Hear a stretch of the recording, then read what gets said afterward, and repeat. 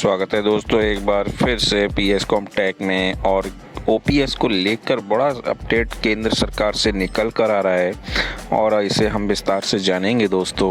उससे पहले आप लोगों से रिक्वेस्ट है, जो लोग चैनल पर नए हैं चैनल को सब्सक्राइब कर लीजिए, बेल आइकन को प्रेस कर लीजिए ताकि आगे आने वाले अपडेट आप तक मिल सकें दोस्तों, आपको नोटिफिकेशन मिल सके उनका, क्योंकि आप लोगों के लिए हम ऐसे ही अपडेट लाते रहते हैं, ऐसे ही वीडियोस लाते रहते हैं जिसमें आपको ओपीएस से रिलेटेड हो, एनपीएस से रिलेटेड हो, डीएस से रिलेटेड हो या फिर सैलरी से रिलेटेड हो, कर्मचारियों से रिलेटेड हो या न्यूज़ से रिलेटेड सारी हर तरह की वीडियो आप लोगों को प्रोवाइड कराते रहते हैं। तो इसके लिए आप लोगों को भी चैनल सब्सक्राइब जरूर करना चाहिए दोस्तों, और वीडियो को अंत तक देखते रहिए, स्किप बिल्कुल मत कीजिएगा और दोस्तों के साथ शेयर जरूर कीजिएगा दोस्तों, ताकि ये जानकारी सबके पास तक पहुंच सके।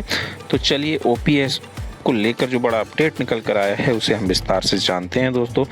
आप लोगों को अवगत होगा कि केंद्र सरकार या राज्य सरकार हो, उसमें ये पूरे भारत में ओपीएस का मामला बड़े जोरों से चल रहा है कि जब ओपीएस ख़त्म कर दिया गया, उसकी जगह एनपीएस लाया गया, तो उसमें कर्मचारी बार बार मांग कर रहे हैं, याचिकाएं डाल रहे हैं और सुप्रीम कोर्ट में भी मामला चल रहा है। तो देखिए अब इस पर केंद्र सरकार भी अपने नुकसान को भांपने लगी है, अपने नुकसान को संभव करने लगी है। देखिए अब मानते हैं कर्मचारियों को मिलेगा पुरानी पेंशन का लाभ। अब ये सरकार सोच रही है पुरानी पेंशन को लाभ देने के लिए, पुरानी पेंशन योजना में आपको लाभ मिलना चाहिए और एनपीएस में बदलाव के लिए वित्त सचिव की अध्यक्षता में बनी 4 सदस्यों की कमेटी भी इस पर विचार कर रही है, ओपीएस पर विचार कर रही है। तो अब इसे विस्तार से जानते हैं कि क्या विचार हो रहा है। तो देखिए बहाली का संकेत मिलता है, जिससे ओपीएस बहाली का संकेत मिलता है, ऐसा संभव है कि एक कमेटी एनपीएस में वे बातें शामिल करे जो ओपीएस को खूबियों में शामिल रही हैं। लेकिन एनपीएस में संशोधन के लिए कर्मचारी सहमत नहीं हैं। कर्मचारी मांग कर रहे हैं कि ओपीएस को वापस लाया जाए। तो इसके लिए थोड़ा सा विस्तार से जानते हैं दोस्तों। केंद्र सरकार ने नेशनल पेंशन स्कीम में बदलाव के लिए वित्त सचिव की अध्यक्षता में 4 सदस्यों की कमेटी का गठन किया था। उसमें 9 जून को कर्मचारियों की राष्ट्रीय परिषद जेसीएम के पदाधिकारियों के साथ बैठक की थी, जिसमें केंद्र सरकार के बड़े कर्मचारी संगठनों के प्रतिनिधियों ने कमेटी को स्पष्ट तौर पर बता दिया था कि उन्हें पुरानी पेंशन के अलावा और भी कुछ मंजूर नहीं है।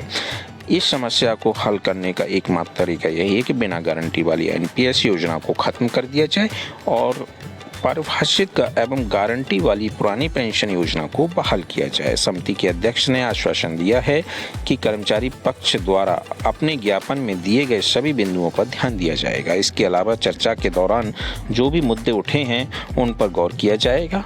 जो भी अंतिम रिपोर्ट तैयार होगी उसमें कर्मचारियों के पक्ष द्वारा व्यक्त की गई चिंताओं को दूर करने का प्रयास किया जाएगा। और यहाँ पर थोड़ा सा जान लीजिए। देखिए यहाँ पर थोड़ा सा डिटेल ये है, लेकिन वीडियो लेंथी हो जाएगी, आप खुद ही पढ़ लीजिए। मैं आगे और बढ़ता हूँ, इसको लेकर देख लीजिए। अब यहाँ पर थोड़ा सा जानते हैं। देखिए शिव गोपाल मिश्रा सहित कॉन्फेडरेशन नेता गिरिराज सिंह और एनआरएमयू के अध्यक्ष एसके त्यागी, राजेंद्र भारद्वाज, अनूप शर्मा और सीजीएचएस के जयदेव दहिया सहित अनेक कर्मचारी संगठनों के सदस्यों ने ओपीएस बहाली की मांग की है। मिश्रा ने कहा है कि एनपीएस खत्म कर पुरानी पेंशन व्यवस्था लागू करनी होगी। 1 जनवरी 2004 से सरकारी सेवा में आए, आपको अवगत करा दूं कि जो 1 जनवरी 2004 के बाद जो भर्ती हुए हैं उन कर्मियों को पुरानी पेंशन से बाहर कर दिया गया था, जिनको एनपीएस में शामिल किया गया था। और एनपीएस स्कीम में अब 18 साल बाद जो रिटायर हो रहे हैं उनकी पेंशन क्या होगी, देख लीजिए। उनकी पेंशन क्या होगी, 2417 रुपये, 2506 रुपये और 4900 रुपये। ये पेंशन उन्हें प्रतिमाह मिली है, बेहद ही कम है दोस्तों। यानी एक बुढ़ापे का सहारा, घर का खर्च चलाने के लिए या बुढ़ापे का खर्च चलाने के लिए 2417, 2506, 4900 रुपये काफ़ी बेहद कम है मासिक पेंशन। और लेकिन अब अगर यही पेंशन पुरानी पेंशन में मिलती, ओल्ड पेंशन स्कीम में मिलती, तो कितना मिलता देख लीजिए। 15,250, 17,150 और 28,450 रुपये मिलते एनपीएस कर्मियों द्वारा। देखिए यहाँ पर तो उन्हें रिटायरमेंट पर मामूली सी पेंशन मिलती है और यहाँ पर 14 से 24% तक बढ़ाने का कोई फायदा नहीं होगा। मिश्रा ने कहा, इसमें एनपीएस में पुरानी पेंशन व्यवस्था की तरह महंगाई राहत का भी कोई प्रावधान नहीं है। जो कर्मचारी पुरानी पेंशन व्यवस्था के दायरे में आते हैं उन्हें महंगाई राहत के तौर पर आर्थिक फायदा मिलता है। एनपीएस में सामाजिक सुरक्षा की गारंटी भी नहीं है। रिटायरमेंट के बाद सरकारी कर्मियों को जानबूझकर धकेला जा रहा है। दोस्तों, अब यहाँ पर देख लीजिए मिश्रा ने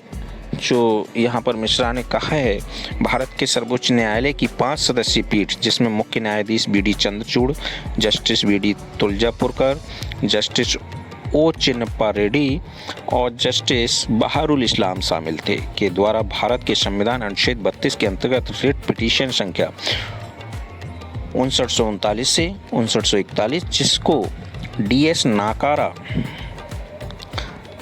नाकरा एवं अन्य बनाम भारत गणराज्य के नाम से जाना जाता है, में दिनांक 17 दिसंबर 1981 के दिए गए प्रसिद्ध निर्णय का उल्लेख करना आवश्यक है। इसके पैरा 31 में कहा गया है, चर्चा से 3 बातें सामने आती हैं। एक, पेंशन ना तो एक इनाम है और ना ही अनुग्रह की बात है जो कि नियोक्ता की इच्छा पर निर्भर हो। यह 1972 के नियमों के अधीन एक निहित अधिकार है जो प्रकृति के वैधानिक है और क्योंकि उन्हें भारतीय संविधान के अनुच्छेद 148 खंड 50 का प्रयोग करते हुए अधिनियम किया गया है। पेंशन अनुग्रह राशि का भुगतान नहीं है, भुगतान है। यह उन लोगों के लिए सामाजिक आर्थिक न्याय प्रदान करने वाला एक सामाजिक कल्याणकारी उपाय है जिन्होंने अपने जीवन के सुनहरे दिनों में नियोक्ताओं के इस आश्वासन पर लगातार कड़ी मेहनत की है। इन्हें बुढ़ापे में उन्हें ठोकरें खाने के लिए नहीं छोड़ा दिया गया है। अब यहाँ पर थोड़ा सा और जान लेते हैं दोस्तों। कर्मचारी संगठन के प्रतिनिधियों ने कमेटी के समक्ष अपनी मांगों के समर्थन तमाम तर्क पेश किए। कमेटी को पता दिया गया कि एनपीएस को हर सूरत में समाप्त करना होगा। इसके स्थान पर प्रवासित एवं गारंटीशुदा पुरानी पेंशन योजना को बहाल करना पड़ेगा। 1 जनवरी 2004 को या उसके बाद भर्ती हुए कर्मचारियों पर लागू राष्ट्रीय पेंशन प्रणाली को वापस लेने की एकमात्र विकल्प। सरकार ऐसे सभी कर्मियों को जो जनवरी 2004 के बाद भर्ती हुए उन्हें सीसीएस नियम 1972 के तहत पुरानी पेंशन योजना के दायरे में लाया जाए। एनपीएस में कोई भी सुधार कर्मचारियों के लिए किसी काम का नहीं होगा। केंद्र सरकार के कर्मचारियों ने यह मांग अभी कभी नहीं की थी। एनपीएस में शामिल कर्मचारियों को जीपीएफ योजना का लाभ दिया जाए। केंद्र सरकार जीपीएफ खाते में रिटर्न के बाद संचित कर्मचारियों को योगदान जमा कराएगी।